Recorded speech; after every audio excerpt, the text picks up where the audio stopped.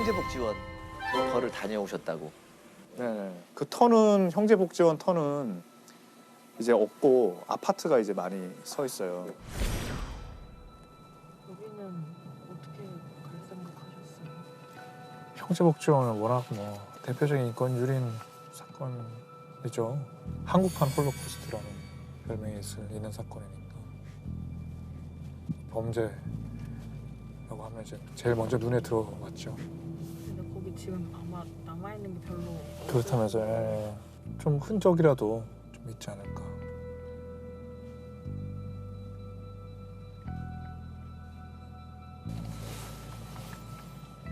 여기에요? 이게 축대인가? 아, 이게 축대인가 보네. 일단 어떤 사건인지 간략하게 얘기 좀 해주시죠. 그러니까 형제복지원 사건은 사실 세상에 드러난 게 1987년에 드러났습니다. 80년대 초에 우리가 올림픽하고 아시안게임을 유치했잖아요. 80년대 초에 전두환 정권이 들어서자마자. 그런데 외국에서 언론 또 오고 외국인들이 오면 지저분하다는 거예요. 예, 그러니까 도시 환경 미화를 위해서 거리에 있는 불황인들을 단속해서 수용하고, 말은 보호죠. 단속해서 보호하고 수용해라. 그렇게 해서 이제 그런 지령이 내려오니까 불과 한 열흘 만에 전국 공무원 19,000명이 모여가지고 일제 단속을 벌여서 1,800명 이상을 수용소에 다 넣었어요. 근데 그걸 매번 그렇게 할 수 없으니까 이제는 민간 복지단체에 보조금을 주면서 잡아들이는 것까지. 그렇죠. 잡아들이는 것까지. 근데 그때 이제 부산에 있는 형제복지원이 국내에서 제일 큰 불황인 시설이었어요.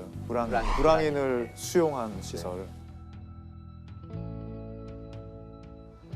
복지시설에 알아서 길에 있는 사람들을 데려가고 그러면 그 사람 머릿수당 보조금을 지급한 거죠. 그걸 전국에서 제일 잘한 사람이 이 형제복지원 만든 원장 박인신 거죠. 근데 이제 거기에 이제 열어봤더니 그냥 불황인도 그렇게 하면 안 되지만 70%는 그냥 가족 다 있는 그런 사람들을 단속한다는 명목으로 막 잡아온 거예요. 경찰이 데려갔대요. 왜냐면 경찰이 한 명 데려가면 점수를 주니까. 진급하는 데 필요한 점수를 주니까.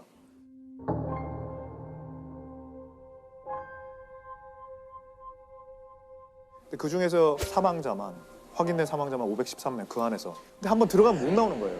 그리고 계속 뭐 매일 때리고 강제노역시키고 뭐 말 안 들으면 때려서 죽이고 도망가려면 때려서 죽이고 죽어도 사람 수당 보조금을 주니까 그 시체는 돈을 받고 해부용으로 의대에 팔고 뭐 그런 식으로 계속 돈을 축적한 거죠. 예.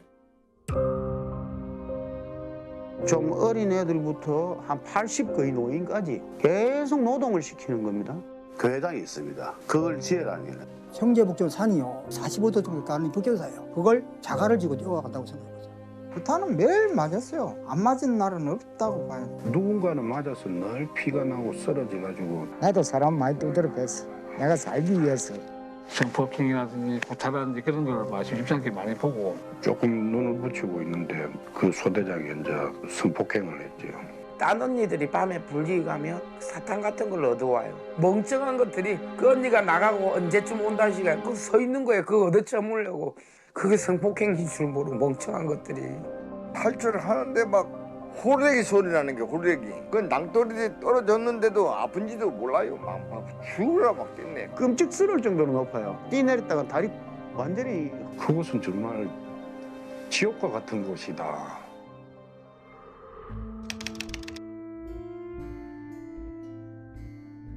그 터는 형제복지원 터는 이제 없고 아파트가 이제 많이 서 있어요. 아, 이쪽인가? 이쪽이었죠. 여기예요? 아.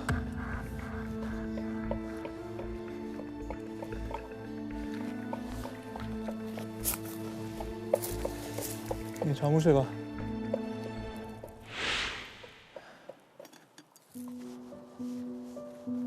이게 축대인가? 아, 이게 축대인가 보네. 여기 형제복지원 시설이 여기 있었다는 거잖아요.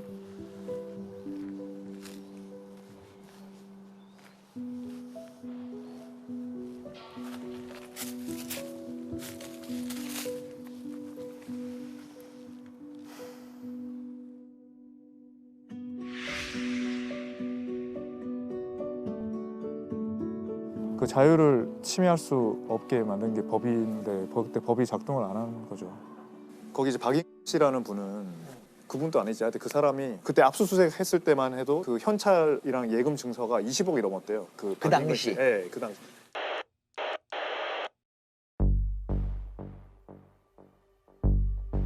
알려졌던 발각이 된 건가요? 네, 한 검사가 네. 꿩 사냥을 하러 다니다가 뭐 개들을 막 풀어놓고 사람을 지키고 거기 막 사람을 뚜루 패고 강제 노역을 시키는 거 보고 이상하다. 왜 저런 일이 있지? 하면서 이제 경찰을 잠복시켜서 계속 촬영하게 하고 했는데 압수수색을 해서 들어갔더니 이제 그런 일들이 벌어진 거를 이제 참고 잡은 그 거죠. 검사분이 꿩 사냥 안 했으면 그거 모를 수도 있었던 그렇죠. 거잖아요. 계속 몰랐던 거죠. 아니 그러면 그게 어떤 뭐 권력자나 그런 사람하고 어떤 결탁이 돼 있어야 가능한 그게 이제 부산에서 아주 유명한 성공한 사회 복지가 왜냐하면 길거리에 있던 불황인들을 모두 없애주고 고쳤다 이렇게 이제 그러니까 우리 눈에 안 보이게 해줬다. 네네네 그렇죠. 전두환 대통령 때 뭐 표창도 받고.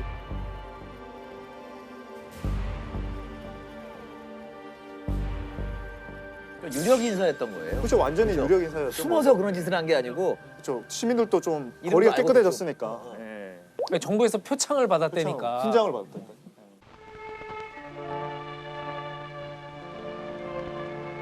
박근 원장의 가슴에는 시퍼런 불덩어리가 침. 이것이 바로 원생들의 적금 통장이다. 총 적금액은 1억 3천여만 원. 이렇게 하고도 내가 부정을 할 수 있단 말인가? 이래도 내가 위선자란 말이야? 이래도 내가 사회사업을 빙자해서 부정 축조를 했단 말이야? 어쩌면 원장을 믿어도 괜찮을 것 같다.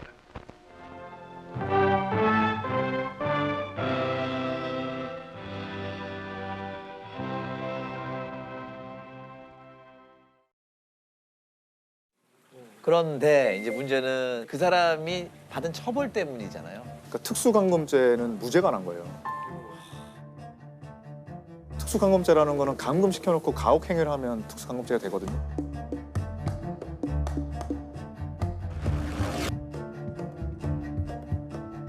근데 그게 이제 2심 갔다가 3심 갔다가 무죄가 돼서 또 내려왔다가 막 이렇게 결국에는 몇 번 왔다 갔다 해서 이제 그렇게 무죄가 됐었거든요.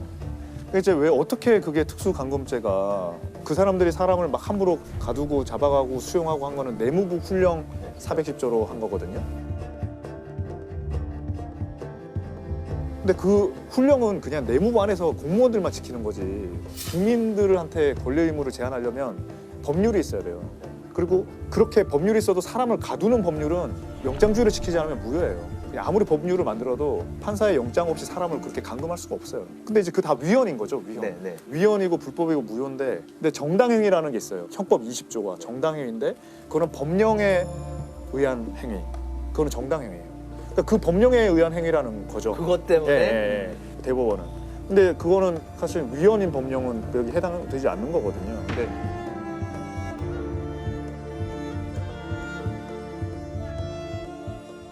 그러니까 횡령으로 한 2년 6개월 받고 나와서 또 다른 사업에서 크게 잘 엄청 큰 부자가 돼서 잘 살고 있어요. 그리고 노안으로 죽었죠. 네, 살다가 죽었어요. 네.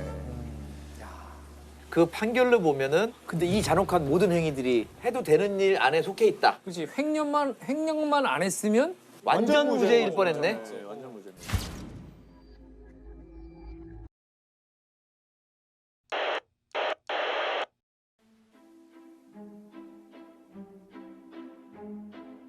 근데 이게 불황자들을 역사를 잠깐 보니까 전근대 사회에서는 불황자에 관심이 없었고요, 사회가 당연히. 이제 첫 번째로 불황자들 수용소가 생긴 거는 일제 강점기 때래요. 그리고 이제 6.25 끝난 다음에도 이제 불황자들이 대량으로 고아도 많이 생겼고 전쟁 때문에 그때도 아주 안 좋은 일이 많았던 것 같더라고요, 정부죠. 그러니까 사람들이 지지 않을 수도 있는 상황에서 거리에 불황자를 일소시켜주는 건 사실 사람들한테는 환영할 만한 일일 수 있거든요. 비민주적인 일이지만 사람들 마음속엔 두 가지 양가 감정이 있잖아요. 그러니까 저 사람들 참 보기 싫지만 또 같은 인간인데 함부로 할 수도 없고 죄를 지은 사람도 아니고 우리의 그런 어떤 사소한 혐오랄까? 미세한 미움의 감정을 정부나 조직이 잘 이용할 경우 만족시켜주는 거죠. 싹 일수함으로써. 네. 그다음 또 한 가지는 그렇게 모아놓은 사람들을 어떻게 하는지에 대해서 우리 사회가 전혀 관심을 갖지 않았던 게 오히려 사실 감옥은 관심을 가질 수도 있어요. 내가 알던 그 흉악범은 지금 어디 있지? 그 사람 언제 나오나? 우리가 보고 싶지 않았던 하지만 죄를 짓지 않아서 벌을 받을 필요가 없는 사람들인데 그러니까 우리의 무관심의 영역에 있던 사람들이 그렇게 참혹한 일들을 당할 수 있다는 게 이번에 그 일에 저는 교훈이라고 생각해서 어떻게 보면 이게 진짜 이 사회의 문제가 아닌가. 제가 거의 가신다는 얘기를 듣고서 지난주에 형제복지원에서 9살 때 끌려가서 9살 때 3년 동안 그 지옥 같은 고생을 하시고 그래서 그분이 이제 쓰신 책이에요. 거기 희생자죠.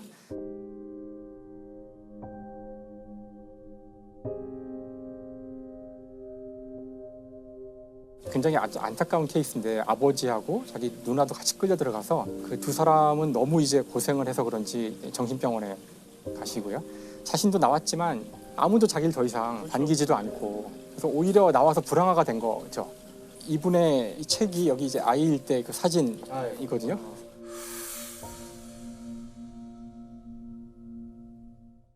그래서 이 책을 이제 좀 읽어보려고 하는데 너무 많이 아파서 84년도에 9살이면 우리보다 더 젊은 분인데. 그래서 너무 마음이 아파서 읽다가 뒤에 그림도 있어요. 본인이 이제 말로 다 못다한 거는 이제 그림도 막 그리고 했는데 제가 이 마지막 구절을 같이 이제 보면 좋을 것 같아요. 이 마지막 구절이 지금 이 글을 쓰고 있는 나는 겉모습은 37살의 아저씨지만 내면은 그게 아닌 것 같다. 그냥 나는 9살, 12살의 꼬마가 아닐까. 그러니까 9살짜리 꼬마가 이렇게 글을 써서 들어달라고 하는 거다. 들어주세요. 우리 얘기를 들어주세요. 어두운 곳에 갇혀있는 우리를 봐주세요. 하고 말이다. 합니다. 이름조차 밝히지 못하는 수많은 복지원 피해자들의 이야기에 귀 기울여 주십시오. 그러니까 아까도 이야기했지만 이 사건의 사실 중요한 본질은 우리의 무관심. 우리가 듣지 않으려고 했던 곳에서 지옥이 열릴 수가 있다는 것을 보여주는 사건인 것 같아요. 그리고 그 시대에 박종철 고문치사 사건이 같이 드러났잖아요.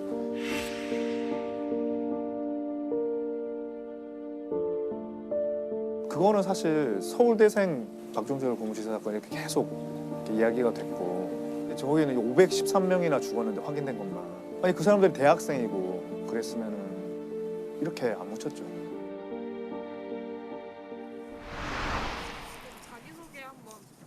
어떻게 소개를 해야 될까요? 저는 1976년 8월 17일생이고 형제복지원에서 생활했고 지금 살아있는 생존자 피해 생존자 대표 한종선입니다. 형제복지원이 어떤 곳이었냐라고 이야기하면은 딱 하나는 지옥이라고밖에 말을 못할 것 같아요. 그래서 저희 누나와 아버지 같은 경우에는 지금도 정신병원에 있고요. 불황인이라고 할지라도 잡아가서는 안 돼요. 우리나라 헌법상으로는 죄를 짓지 않은 이상은. 그때 불황인들이라고 잡혀갈 때 사람들 분명히 이런 말을 했어요. 그 당시에도. 저렇게 못 살고 힘든 사람들 국가에서 이렇게 해준다니 얼마나 좋아. 저런 사람들 추위에 떠는 것보다 저기 들어가서 밥이라도 실컷 먹는 게 얼마나 좋아. 이 자체가 폭력행위라는 거죠. 결과적으로 시민들 박수 쳤지만은 선의의 박수를 쳤지만은 자기 이웃들이 잡혀간 거고 자기들이 잡혀간 거예요. 결과적으로. 복귀가 불가능하죠. 왜냐하면은 많게는 12년까지 갇혀 있었던 사람들이 가족이 다 흩어졌고 집이 어디 있는지도 모르고 그러니 돈 한 푼 없이 길거리 나가서 갈 데가 없는 거죠. 누군가는 이 사건 해결해 주겠지 믿었단 말이에요. 그리고 나서 2007년이 됐음에도 누구도 형제복지원 사건에 대해서 인지를 하거나 재수사를 요구하거나 이런 게 없었어요. 그러면서 이제 제 나름대로 고민을 하면서 공부를 했던 거예요. 집에서. 원장이 아직 살아있을 때니까 그때는 내가 갑자기 이렇게 형제복지원을 들고 나왔을 때 박근혜한테 또다시 잡혀가서 죽지 않을까 이런 걱정에 내 자료를 찾는 데 최선을 다한 거예요. 네.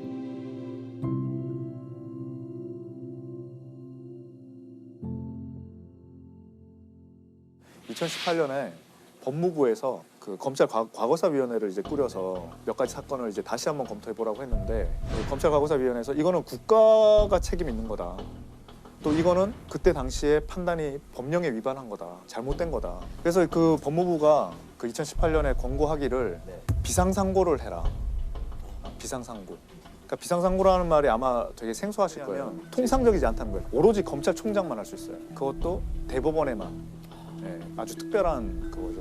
비상상고는 그냥 개인의 어떤 권리를 구제하려고 하는 게 아니라 법령에 위반되는 판결을 계속 놔두면 법령 시스템이 혼탁해지잖아요. 네. 그러니까 그걸 고치려고 하는 거예요.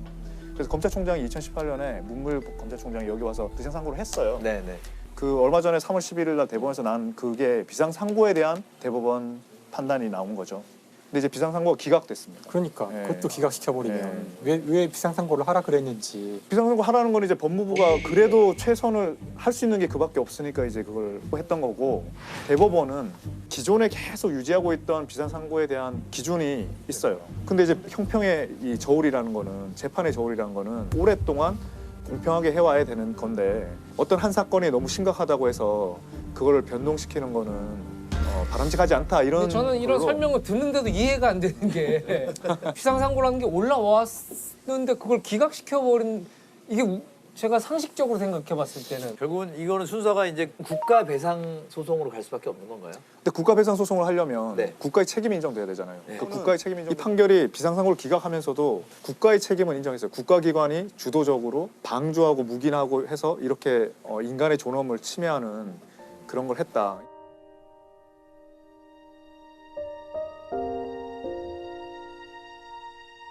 그 판결 이유서가 어떤 사람들은 사탕발림이다, 자기 대법원 면피하기 위함이다 라고 이야기하겠지만은 선례라는 게 있잖아요.